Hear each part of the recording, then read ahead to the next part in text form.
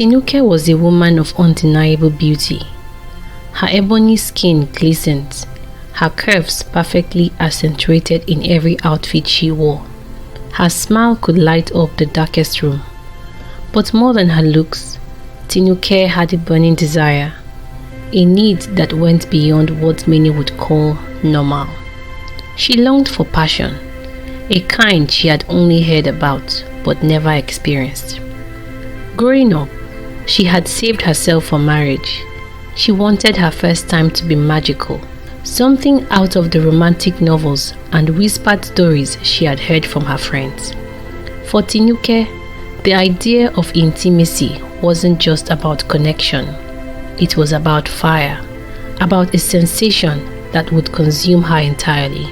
So, after university, when she met Kazim, a charming, considerate man who seemed perfect on paper, she thought she had finally found her match. Kazim was the dream, a tall, well-built man with a deep, soothing voice that made Tinuke weak at the knees. They quickly fell in love, and not long after graduation, they got married. Tinuke couldn't wait. She had heard from friends, both her age and younger, about how amazing their first nights had been with their partners. Now it was her turn. On her wedding night, nerves danced inside her stomach as Kazim guided her to the bed. Her heart raced, the anticipation building. This was it, the moment she had waited for all her life. But after the first night, Tinuke felt empty. It wasn't what she had imagined. Kazim had been gentle, careful, but for Tinuke, something crucial was missing. The passion she craved wasn't there. She thought maybe it would get better. Maybe Kazim was just taking it slow. But as the months passed, her disappointment only deepened. Kazim was kind and loving in every other way. But in bed, he lacked the spark Tinuke had been yearning for. She wanted more excitement, more intensity, more of everything. Tinuke loved Kazim, she really did. But as time passed, the lack of excitement in their bedroom started gnawing at her. She had always imagined that lovemaking would be thrilling, that it would leave her breathless and wanting more. But with Kazim, it felt routine, predictable, and most disappointingly, boring. Every night was the same. Kazim would try to initiate intimacy, and Tinuke would go along, hoping that maybe this time would be different. But it never was. He was too gentle, too considerate, and the more he pampered her, the more Tinuke resented it. She didn't want careful, she wanted wild. She wanted passion that would make her lose control. Finally, Tinuke couldn't take it anymore. One evening after dinner, she sat Kazim down for a talk. Her heart pounded as she tried to find the right words. How could she explain to her husband that he wasn't meeting her needs? Kazim, she started, her voice barely above a whisper. We need to talk. Kazim, ever the attentive partner, nodded, concerned. What is it, Tinuke? I'm not happy. She hesitated, unsure how to say what was really on her mind. I feel like we are not connecting the way we should. Kazim reached out for her hand, his voice soft. Is this about the bedroom? I've noticed you haven't seen yourself lately.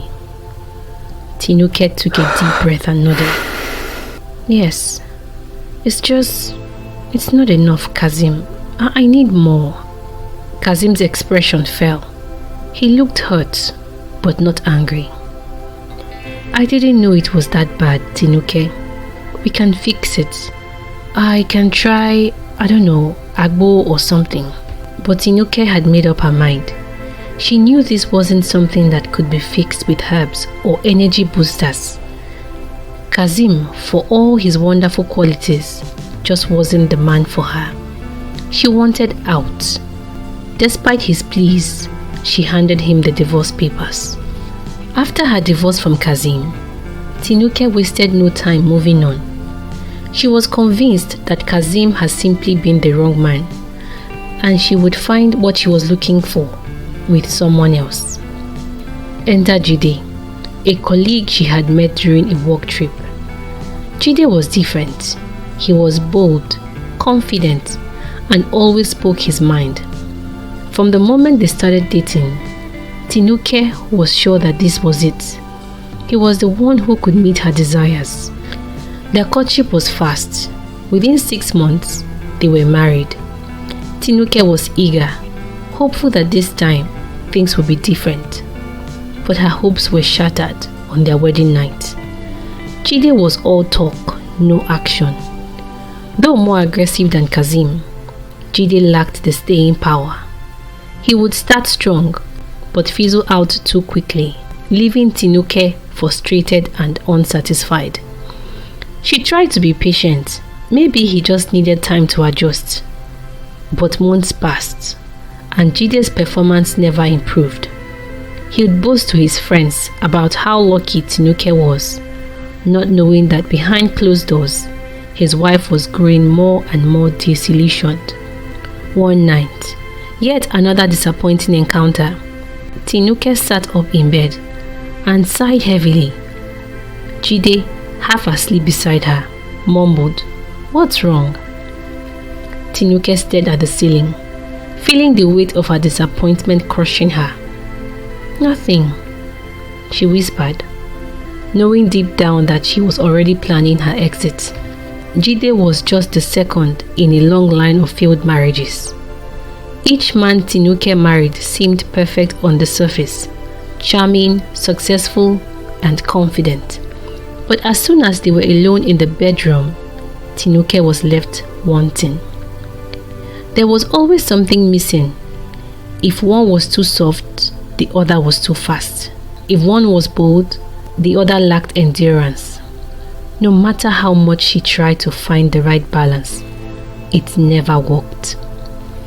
Her third husband, Dele, was more concerned with his own pleasure than hers.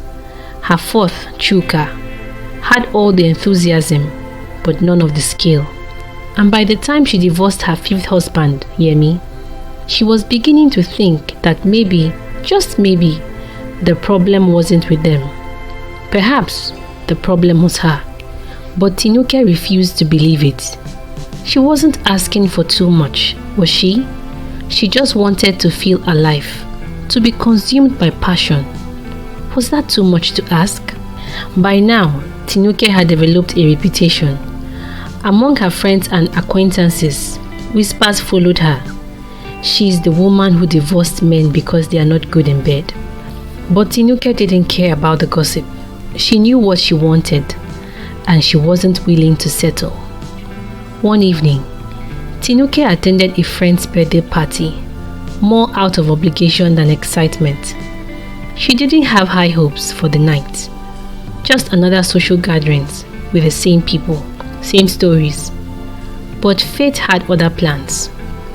As she stood by the bar, sipping her drink, she noticed him, Akpan. He was nothing like her usual type. His features were rugged, his eyes dark and intense. There was something about him that made her curious. He wasn't the tall, sleek type she normally went for. No, Akpan had a rawness to him, a sense of untamed masculinity that made her pause. They locked eyes across the room, and something sparked inside her. He didn't approach her immediately, which intrigued her even more. He just stood there, watching her, his gaze unwavering.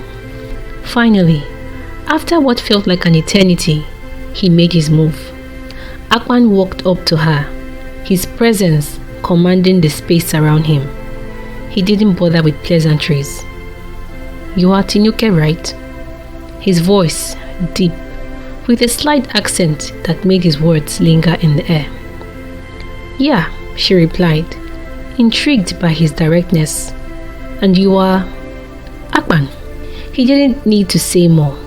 The energy between them was electric. Tinuke felt a strange excitement she hadn't felt in years. She knew that Akpan was different, and she was right. Things with Akpan moved fast. They didn't waste time with long courtships or traditional dating rituals. For the first time in years, Tinuke felt like she had found someone who matched her energy. Akpan was everything she had hoped for, and more. Their first night together was explosive. The passion was raw, the intensity exactly what Tinuke had always craved. He took control in ways she had never experienced before, leaving her breathless, her mind spinning. This was it, finally. She had found someone who could give her what she had been searching for all these years. Night after night, they would lose themselves in each other. And Tinuke couldn't get enough. She felt alive again, like she was finally being seen, being fulfilled. Akpan was insatiable, and for the first time, so was she. But as time went on, something strange happened. What had once thrilled her now began to overwhelm her. Akpan's passion, once exhilarating, became too much. His intensity, once seductive, began to suffocate her. Every night he demanded more. He wanted her in ways that left her feeling drained, both physically and emotionally. She had asked for passion, and now she had it, but it was more than what she could handle. Tinuke began to dread the nights they spent together. Akpan was restless, always wanting more, never satisfied. And now, neither was she, but for a completely different reason. Tinuke was trapped in her own desire. What she had wanted for so long was now too much to bear. Every night, Akpan's touch felt heavier, more demanding. The fire that had once burned brightly between them now felt like it was consuming her, leaving her charred and empty inside. She began to withdraw, hoping Akpan wouldn't notice, but he did. One evening, after yet another overwhelming night, he confronted her. "Is something wrong, Tinuke?" His voice was softer than usual, but still carried the weight of his presence. Tinuke hesitated, unsure how to express what she was feeling. How could she tell him that the very thing she had begged the universe for was now suffocating her? She bit her lip, trying to find the right words. I don't know if I can keep up with this, Akpan," she finally admitted, her voice trembling slightly. Akpan's eyes narrowed. "Keep up? What do you mean? I thought this was what I wanted, but it's too much. I feel like I can't breathe. It's not just passion anymore, it's overwhelming." For a moment, Akpan said nothing. He simply looked at her, his expression unreadable. Then he leaned back, his jaw tightening. "So what are you saying? You want out?" His voice was calm, but there was an edge to it that made Tinuke's heart race. "I don't know. I just know I can't go on like this." The silence between them grew heavy, suffocating. Tinuke had never felt so unsure, so trapped by her own desires. Tinuke had always been the one to leave. With her past marriages, she had been the one to call it quits, the one to walk away. But with Akpan, things were different. She wanted to leave, but she couldn't find the strength to do it. Something about him held her captive, not just his physical presence, but the way he seemed to have a hold on her soul. She was scared. Then one day, everything changed. Tinuke came home from work, exhausted, her mind filled with the constant turmoil of wanting to escape but not knowing how. She opened the door to the apartment and froze. Akpan was sitting on the couch, calm, his usual intensity replaced with a strange sense of calm. In front of him were 2 glasses of wine and an envelope. "Sit," he said softly, gesturing to the seat behind him. Tinuke, her heart racing, did as he asked. She couldn't read his mood, couldn't predict what he was thinking. "I've been thinking," Akpan began, handing her the envelope. "About us.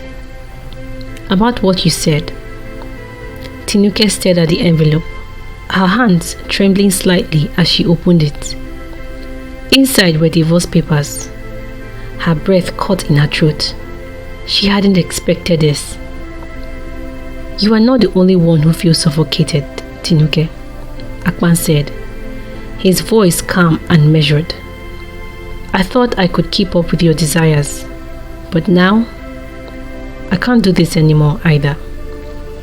For the first time in her life, Tinuke was the one being left behind. Tinuke didn't know how to react. For so long, she had been in control, the one dictating terms of her relationships. But now, the tables had turned. She was no longer the one leaving. Akpan had made that decision for her. And for the first time, Tinuke felt what it was like to be on the other side.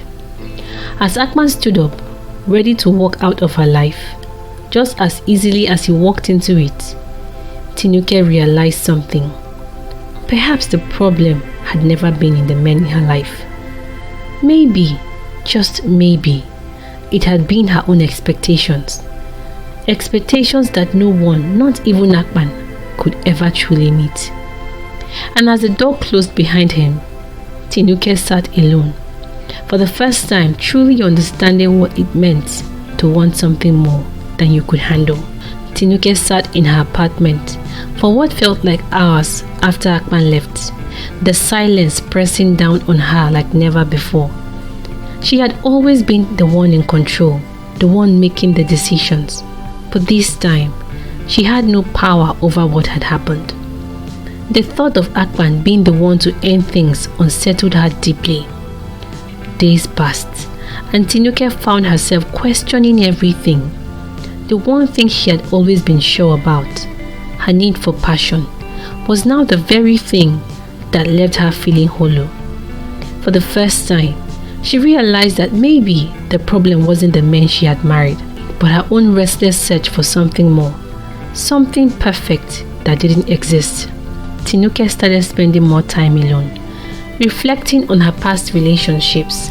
She had been so focused on her own desires that she had never stopped to think about the men she had left behind.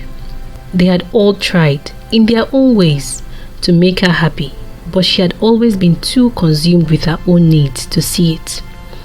Kazim, her first husband, had been so patient, so kind, but she had discarded him when he didn't meet her expectations.